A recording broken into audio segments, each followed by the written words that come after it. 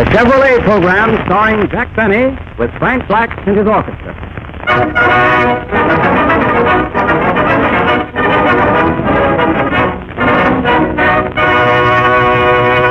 Frank Black opens the program with Roll Up the Carpet.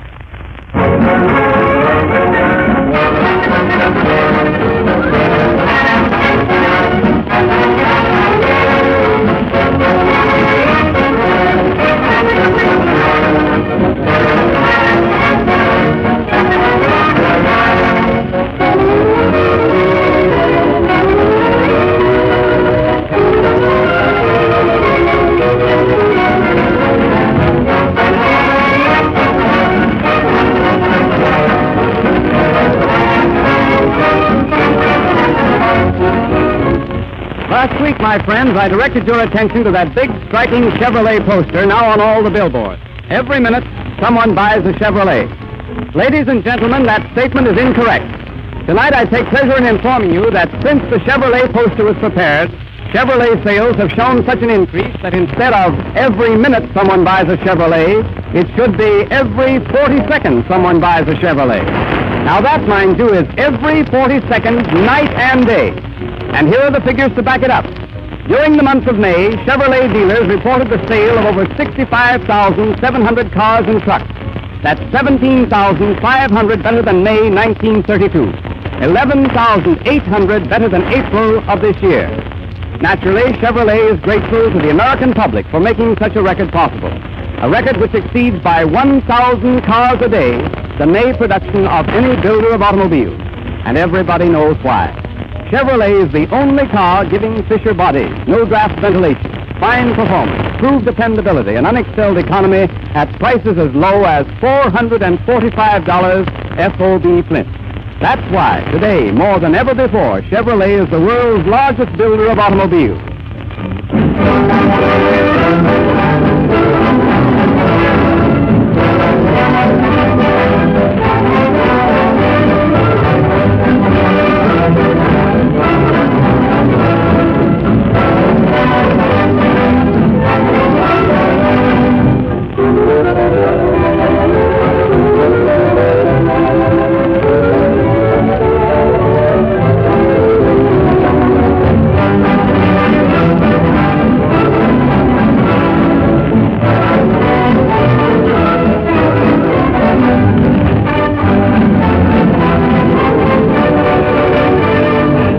And now, Jack Benny. Hello again.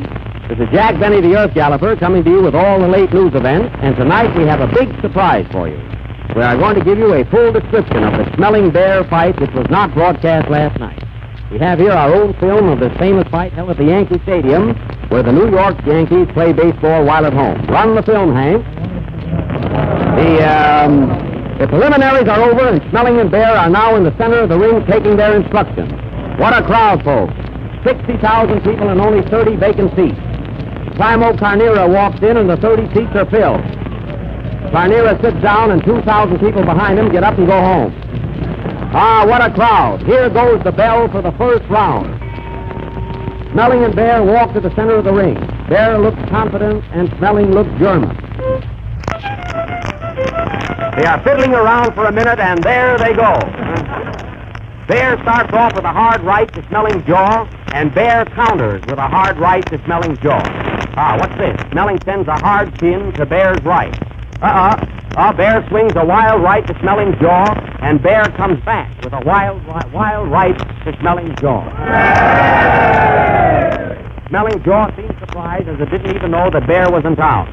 They are both mixing in the center of the ring as the round ends. Smelling's round and Howard Claney. The Chevrolet motor car is the finest. Round two. Both men step to the center of the ring and exchange blows. What a crowd at the Yankee Stadium. Sharkey is here sitting right over second base. Gene Tunney is also here sitting over first base. Bear sends a long left to Smelling, sending Sharkey to third and Tunney to second. None out and Bear still at bat. What a game! In the outfield, we see Lefty Grove warming up for Germany, and Smelling still catching. As the bell rings, Ruth and Gehrig are seen walking through the dugout. And Howard Claney. The Chevrolet motor car is the most economical car in Round the world. three. At the start of this round, Bear makes a mad rush at Smelling, but Smelling tosses a right to his nose, and Bear starts singing California, Here I Come.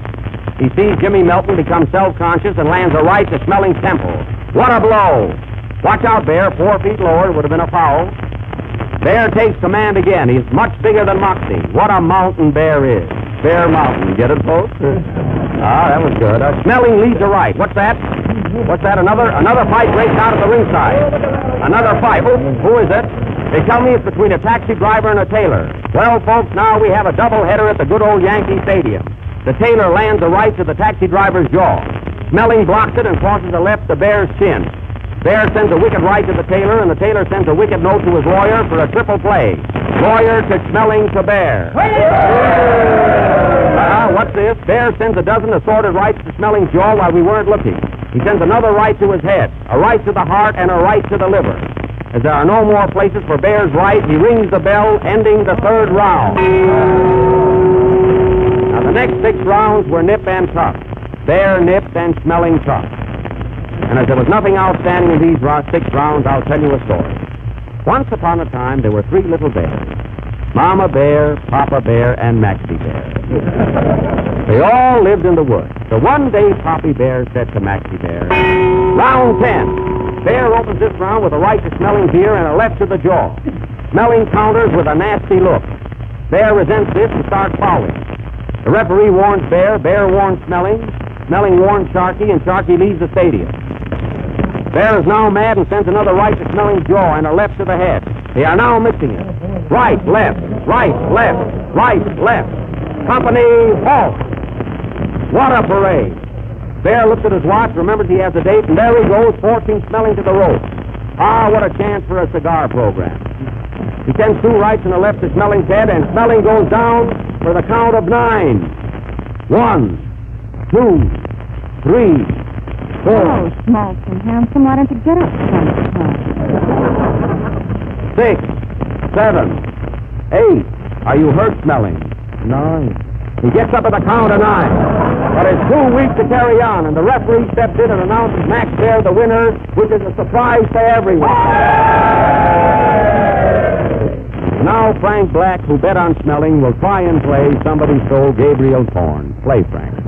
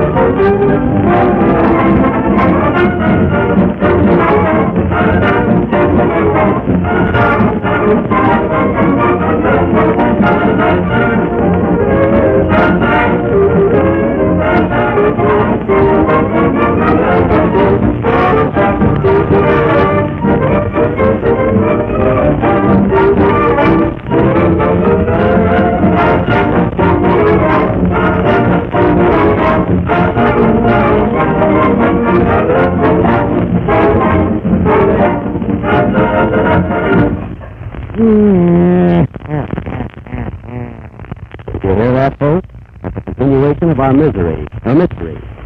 Who killed Mr. X? The great penthouse mystery. Now, for the benefit of our new listeners, let me give you a brief synopsis of what happened. Mr. X was found dead in his penthouse. He was discovered hanging in midair from a chandelier, dangling from a long rope. Mary, did you find out where the rope came from? Yes, Jack, you kind of garble shoelaces. Get it? Oh, well, disregard that, huh? Now dim your lights, folks. Get ready for thrills, romance, adventure, and the boogeyman.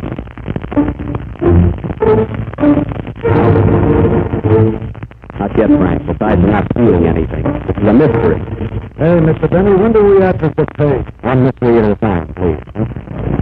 Remember, folks, last week we put the tapes in the hands of Sherlock Holmes. But nothing happened. And if we paid Sherlock in advance, we'll have to give him another chance. And those of you who have given Chevrolet a chance will admit there is no mystery attached to it. That was Hawkshaw cleaning, folks, who was always on the trail of a plum. You'll have to pardon me while I put on my makeup now. I'm Sherlock Holmes, you know. Now while we are preparing for this scene, James Nelson will sing Our Sweet Mystery of Life. This has nothing to do with our mystery, folks.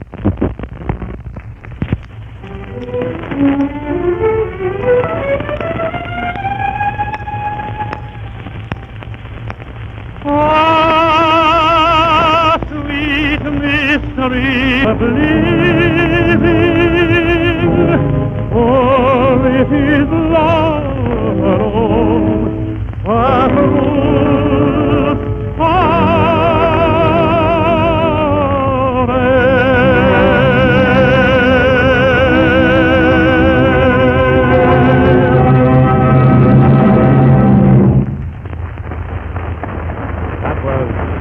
Mystery of Life, sung by James Nelson.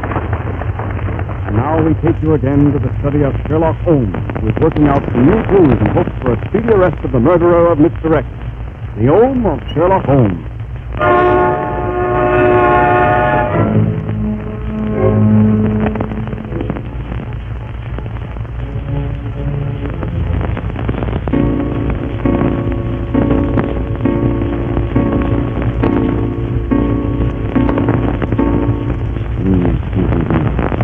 And the murder is still unsolved.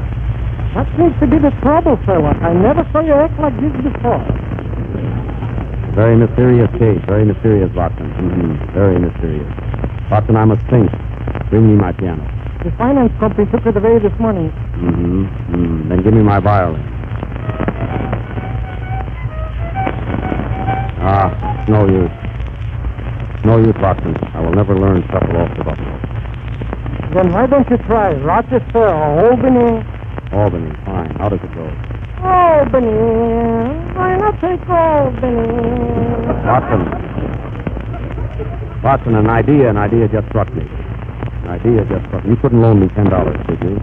Sherlock, you're wonderful. How did you guess it? I felt it. Was there anybody here to see me today? Yes, 3 fellows. What's their name? Sir Arthur, Cohen, and Doyle. Very good, Watson. You better let me get a laugh or you won't be on the program next week. That's elementary, Sherlock. Hello. This is Holmes in Boston, Incorporated. You want to speak to Mr. Holmes? Wait, I'll connect you with the bathtub. I'm not taking a bath, Mary. Well, you should be. Here, it's for you. Who is it? Mr. X, he wants to know how you're doing with his case. Give me that phone. Correct? Yes, we'll find the man who murdered you. Just keep your shirt on. Yes, you'll get a report. What's the address? All right. Goodbye.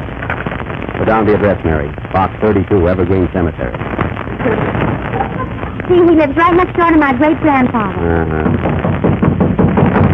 Mary, see who it is. Be on your toes, Watson. Who do you wish to see, sir? Mr. Holmes, I've got some news for you. Let him in. Well, young man, what can I do for you? I have a clue to the murder of Mr. X. You have a clue, eh? Who are you? I'm a stool pigeon. Oh, a stool pigeon, eh? Sit down. Mary, get him a stool. Here you are, Mr. Pigeon. Mary, lock the door. Close the window and pull down the blind. Now tell me, who do you think killed Mr. X? Well, give me $5 and I'll tell all I know. For $5, eh? Mary, have you... Certainly not. Watson. No. How much do you want to sell all? $5. Here's 50 cents. Just give me a rough idea. Well, you're a new customer. I'll take it.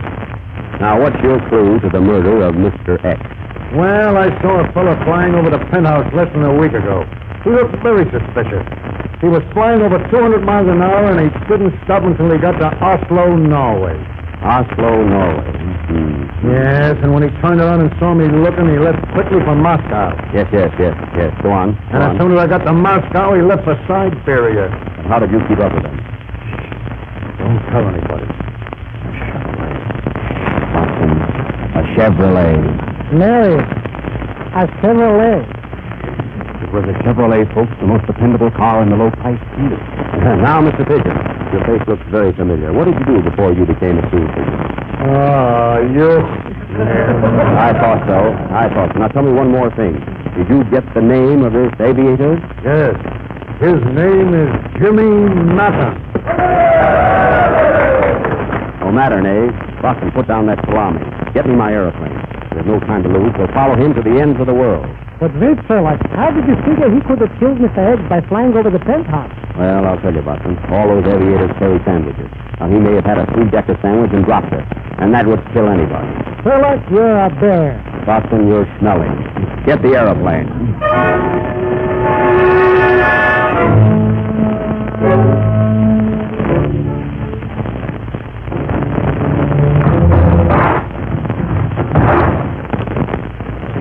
Here you are, Sherlock. All we got is a tri-motor plane. What's a tri-motor plane, Jack? Plane with 4 motors. Watson, spin the propeller.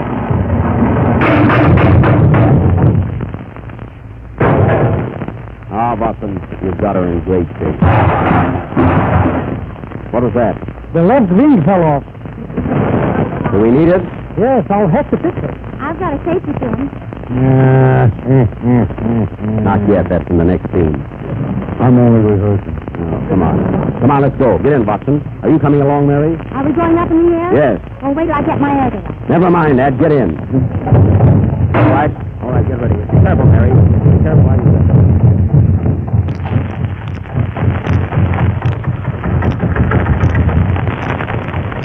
Happy landing! I doubt it!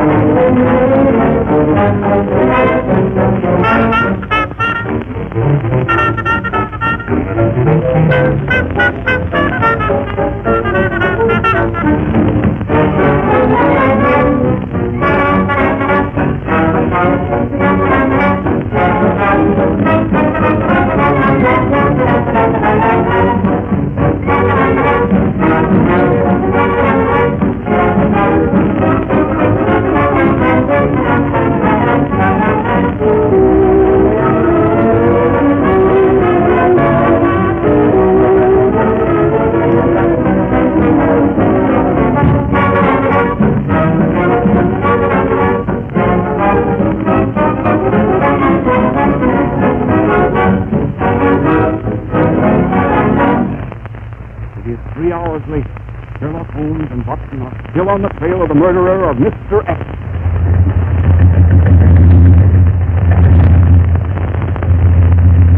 How fast are we going, Watson? 600 miles an hour. 600 miles, and I'm only in second. We're certainly going fast. What country is this we're passing? England. What country? You're too late. France. Look, Sherlock, somebody left a sack lying on the ground. Pack nothing. It's the Eiffel Tower. Sherlock, you're colossal. Hallelujah, you're a bum. Watson, I'm afraid we're running out of gas. Don't worry, I just put a quarter in the meter. Good work. Look, we're crossing the Russian border. So quick. Remember, this is a half-hour program. Look up. Look, there's another aeroplane. You're right, fella. Maybe that's the man we want. Get closer. Hello! Hello there! I'll be here, folks. Frank Black, what are you doing in Russia? I need 2 more men for my orchestra. Hello, Frank. See you when we get back. Are you all right, Mary, back there? Yes, Shirley. See, this is certainly a wonderful night for flying. Look how bright the moon is. Hello, round and shiny. Why don't you come down sometime? Fella, there's another plane ahead of us. What plane? That one straight in front of us. That's a mosquito on your nose. Oh, I was wondering why it bit me. Watson, put down that cloud. What are you doing with that cloud in your hand? This is the silver lining. Doc, isn't that another plane ahead of us? He's right, fella. Yes, sir. Do you see it? Yes. That might be our man, Jimmy Matter. Now pull up alongside him. Hello! Hello! Are you Jimmy Matter? Oh, I'm Jimmy Melton. Well, that's clear enough. Did you kill Mr. X? No, you asked me that last week. Pardon me. Watson is getting awfully foggy now. Yes, fella. Be careful. I'm afraid to go further. I think we better turn back. Don't bother. It's foggy on this side, too. Fella, there's a storm coming up, and the fog is getting worse. You're right, Watson. I can't see 5 feet ahead of me. Who killed Mr. X? Never mind X. I've got my own trouble. Oh, what was that? The other wing dropped off. You see, folks, this couldn't happen in the Chevrolet, as it is safe, dependable, and does everything but fly. We're in terrible danger. Watson, I can't control the stick. Oh, there goes the propeller. How are we on gas? The tank is dry. Well, good night, folks.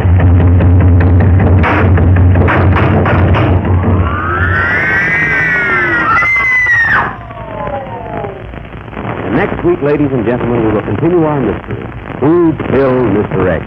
And what happened to Holmes, Watson, and Mary? And smelling. Right, Watson. Play, Frank.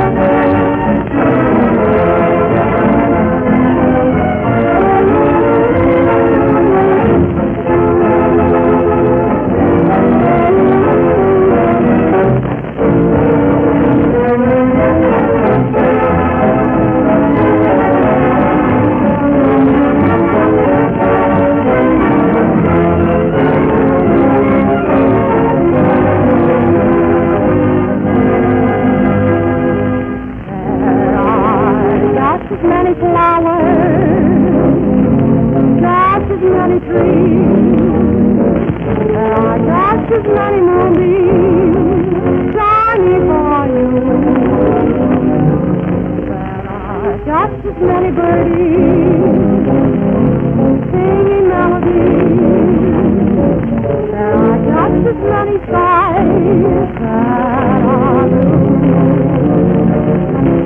Remember that you still have summer with fall and spring. Don't break off your mind. You haven't lost a thing. There are just as many sweethearts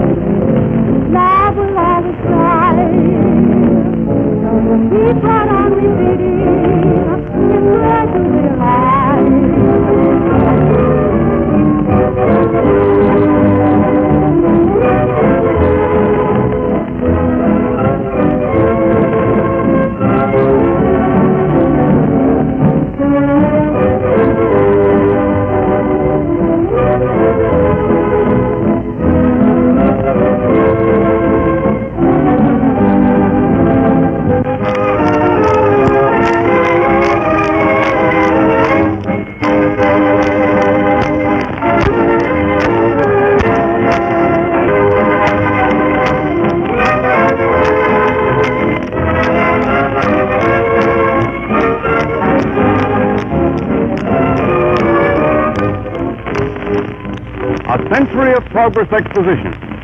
Ladies and gentlemen, it's off to a grand and glorious start. Everybody's excited about it, talking about it, planning and figuring how and when to go. And nearly every person who's been to Chicago comes back with the same enthusiastic story. Chevrolet has stolen the whole show. That perfectly amazing World's Fair factory of Chevrolets, in which cars are built right before your eyes, is a fascinating sight. It's the highest of all the high spots in 3.5 miles of thrills.